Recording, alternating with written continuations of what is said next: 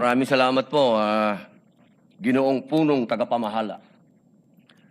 Mga mahal kong kasama, sa loob po ng 4 na taon na ako po ay ibinoto ng ating mga kababayan at nagsilbing senador, ako po ay naging tagapangulo ng komite ng Constitutional Amendments.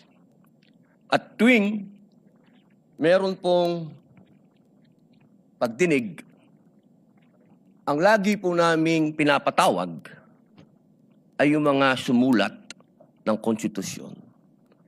Bilang sila po ang nakakaalam kung ano ang puso, ang diwa ng konstitusyon.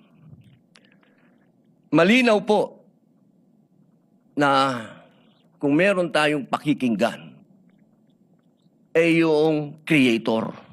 Hindi po ba?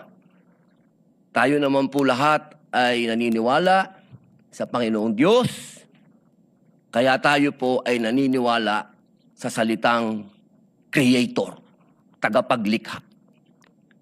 At ang lumikha po ng konstitusyon ay itong mga taong nabanggit sa ipinamahagi ng ating mahal na Senadora Cayetano. Malinaw po dito. Nasabi na po sa English ito. Mainam po ay sabihin po natin sa Tagalog upang mas maintindihan po ng ating mga kababayan. Humingi po ako ng tulong sa Google kasi legal terms po ito.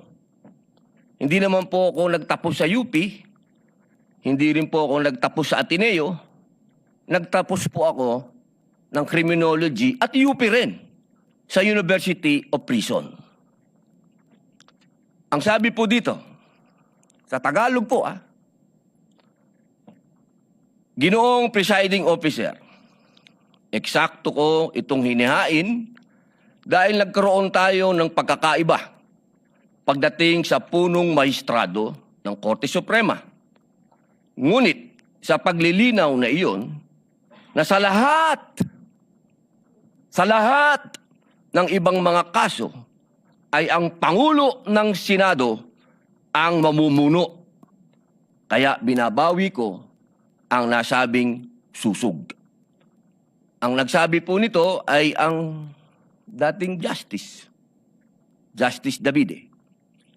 Ngayon, mga mahal kong kasama at sa ating po mga taga-subaybay, ang batas po ay precise.